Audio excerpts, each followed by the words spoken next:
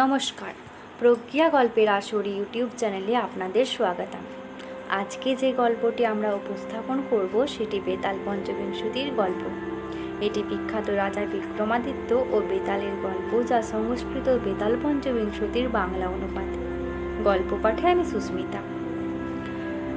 আপনাদের সবার কাছে আমাদের অনুরোধ, এই গল্প শুনুন এবং আমাদের এই চ্যানেলটি সাবস্ক্রাইব করুন এবং পরবর্তী নতুন ভিডিও নোটিফিকেশন পেতে বেল আইকন প্রেস করুন। শুরু করছি আজকের গল্প, বেতাল ও রাজা বিক্রমাদিত্যের গল্প। উপক্রমণিকা। প্রাচীনকালে উজ্জয়িনী নামে বড় শহর ছিল। সেখানে যোদ্ধা ও পণ্ডিত এবং নাথ সম্প্রদায়ের প্রচুর মানুষের বসবাস ছিল। উজ্জয়িনীর রাজা ছিলেন গন্ধর্বসেন। তার 4 রানী ছিল, আর সেই 4 রানীর 6টি পুত্র ছিল। সেই 6 রাজকুমারের সকলেই ছিল সুপণ্ডিত আর সব বিষয়েই গুণবান।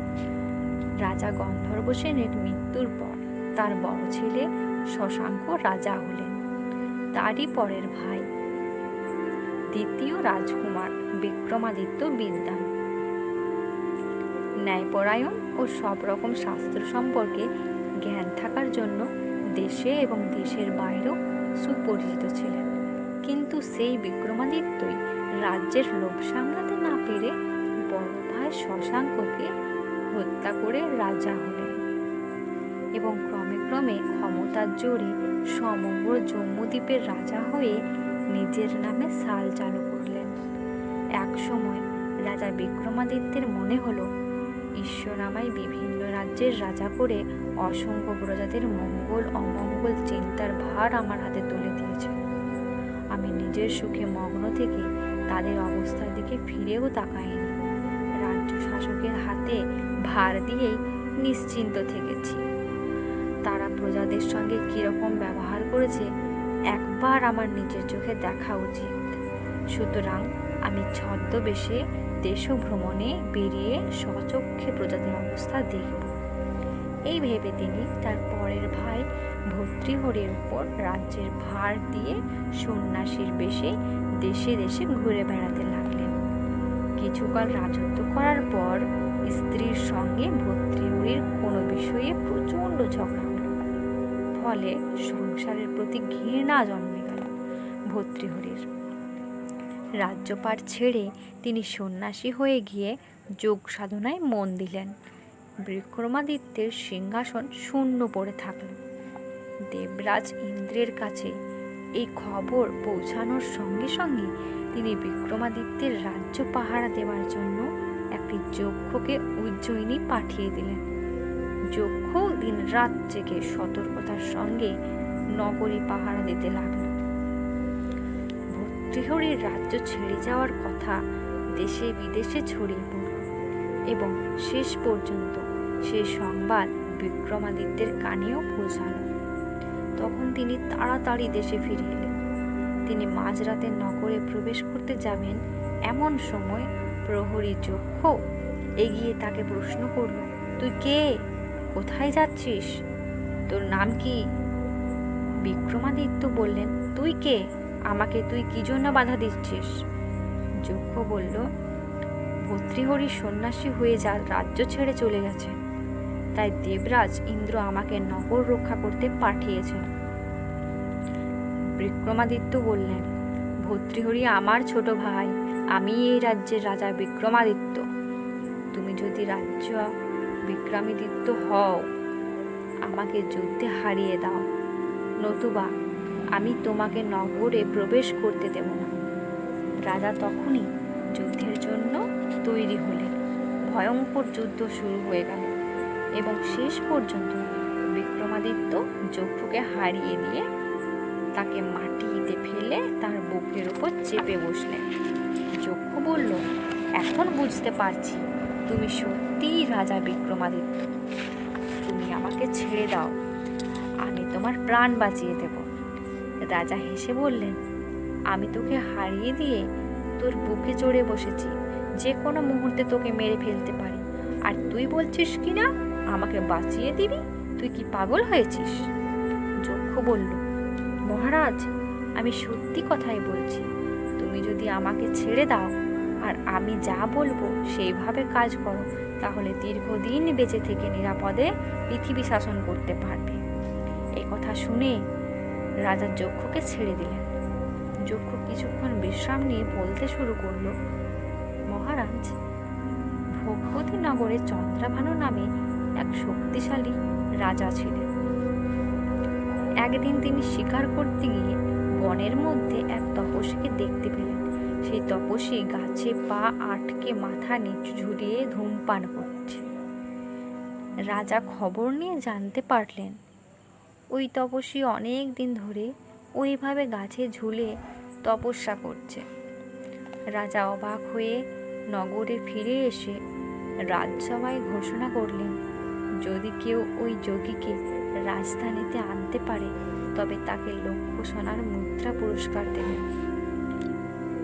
রাজবাড়ির কাছে বাস করত এক গরিব দম্পতি।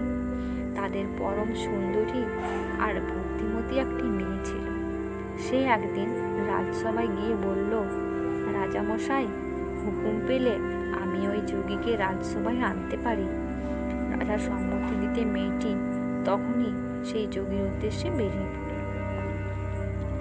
কয়েকদিন পরে সে যোগীর আশ্রমে পৌঁছে দেখতে পেল এক হাড় ঝিরঝিরে যোগী চোখ বন্ধ করে মাথার নিচে ঝুলিয়ে ধূমপান করছে। মেয়েটি ভেবে দেখল, হুট করে যোগীর চোখ ভাঙানো উচিত হবে না।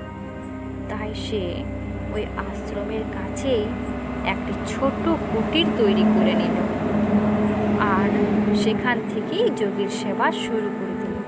প্রতিদিন মোহনভোগ তৈরি করে সে অল্প অল্প করে যোগীকে খেতে দিল। এই ভেবে কিছুদিন ক্রমশ যোগীর স্বাস্থ্যের উন্নতি হল এবং চেহারাও ফিরে এলো। একদিন তিনি চোখ মেলে তাকে জিজ্ঞেস করলেন, তুমি কে? একা একা কেন এই বনে এসেছ? মেয়েটি বলল, প্রভু, আমি দেবকন্যা, তপস্যার জন্যে এই বনে এসেছি। যোগী বলল, সুন্দরী, তোমার সেবায় আমি খুশি হয়েছি। যদি আপত্তি না থাকে তবে আমাকে তোমার কুটিরে নিয়ে চলো। মেয়েটি তখন যোগীকে তার কুটিরে নিয়ে গিয়ে পরম সেবা যত্ন করতে লাগল। যোগী তার সেবা যত্নে মুগ্ধ হয়ে তাকে বিয়ে করে ওই কুটিরেই বাস করতে লাগলেন। যথাসময়ে তাদের একটি পুত্র সন্তান হল। কিছুকাল পরে মেয়েটি বলল, প্রভু, অনেক দিন তো আমরা সুখে সংসার করলাম, এবার আমাদের তীর্থে গিয়ে পুণ্য সঞ্চয় করা উচিত। যোগী মেয়েটির কথা শুনে ছেলেকে কাঁধে নিয়ে বেরিয়ে পড়ল। মেয়েটি তখন তাকে চন্দ্রভানুর রাজধানীতে নিয়ে চলল। সন্ন্যাসীকে রাজসভায় প্রবেশ করতে দেখেই রাজা তাকে চিনতে পারলেন। রাজা সভাসদদের বললেন, দেখো, এই মেয়েটি রাজসভায় যে প্রতিজ্ঞা করে গিয়েছিল তা পূর্ণ করেছে।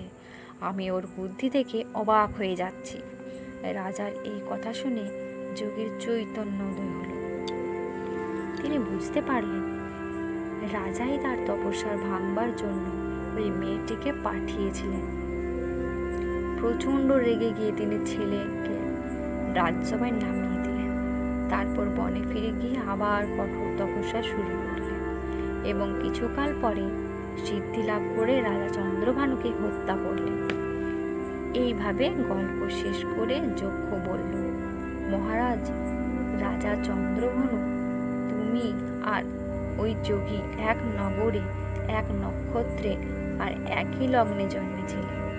তুমি রাজা হয়ে পৃথিবী পালন করছো।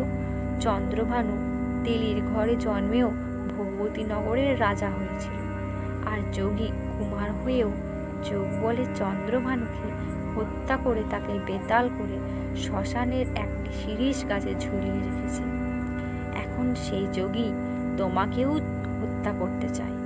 তুমি তার হাত থেকে বাঁচতে পারলে পরম সুখে চিরদিন রাজত্ব করতে পারবে। মহারাজ, তুমি তো এসব কথা জানতে না, সুতরাং আমি সাবধান করে দিয়ে তোমাকে প্রাণে বাঁচিয়ে দিলাম। এই বলে যক্ষ ইন্দ্রসভায় ফিরে গেল, আর রাজাও রাজবাড়িতে প্রবেশ করলেন। রাজাকে ফিরে আসতে দেখে পরদিন সমস্ত নগরে মহা ধূমপান পড়ে গেল। কিছুদিন পরে বিক্রমাদিত্য রাজ্যসভায় ফিরে বসে আছে। এমন সময় এক যোগী এসে তার হাতে একটি বেল দিয়ে আশীর্বাদ করে চলে গেল। রাজা মনে মনে ভাবলেন, যক্ষ যে যোগীর কথা বলেছিলেন এই বোধ হয় সেই যোগী, সুতরাং এই বেল খাওয়া কখনোই উচিত হবে না।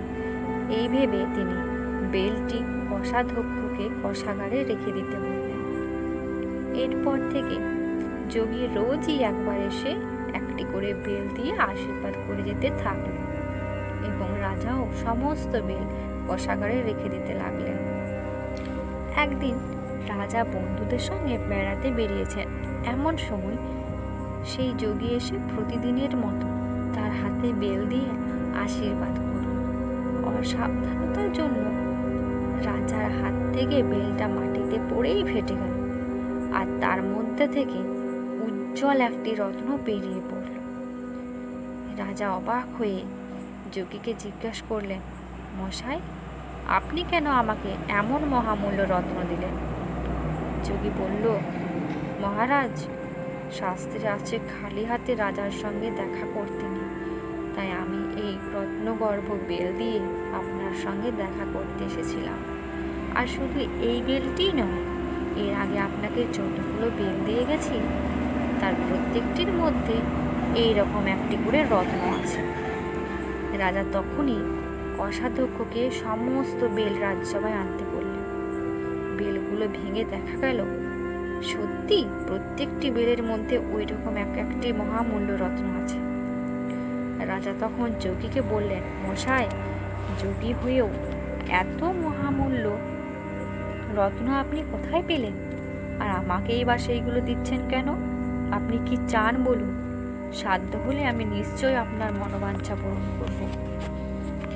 রাজার কথা শুনে যোগী তাকে আড়ালে নিয়ে গিয়ে বললেন, মহারাজ, গোদাবরী নদীর তীরে এক শ্মশানে আমি মন্ত্র সাধনা করব, তাতে আমার অষ্টাসিদ্ধি লাভ হবে। আপনি যদি একাকী একদিন সন্ধ্যায় শ্মশানে আমার কাছে গিয়ে সকাল পর্যন্ত থাকেন, তাহলেই আমার সিদ্ধি লাভ হবে। রাজা বললেন, নিশ্চয়ই আমি যাব। কবে যেতে হবে বলুন? যোগী বলল, আগামী ভাদ্র মাসের কৃষ্ণ চতুর্দশীতে যাবেন।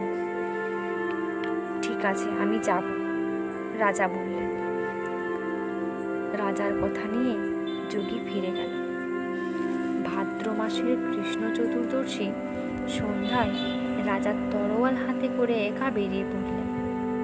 তারপর শ্মশানে গিয়ে দেখতে পেলেন যোগী যোগাসনে বসে আছে, আর তার চারপাশে অসংখ্য ভূত, প্রেত, ডাকিনী, যোগিনী আনন্দে ধেয়ে ধেয়ে করে নাচছে। যোগীও দু হাতে মরার মাথা করে নিয়ে ঠকাঠক বাজাচ্ছে। রাজা এইসব দৃশ্য দেখে মোটেই ভয় পেলেন। যোগীকে প্রণাম করে বললেন, মশাই, আমি এসেছি, এখন কি করতে হবে বলুন? যোগী বলল, এখান থেকে 2 ক্রোশ দক্ষিণে একটি শ্মশান আছে। ওই শ্মশানের শিরিষ কাছে একটি শব ঝুলছে। ওই শবটা আপনাকে নিয়ে আসতে হবে।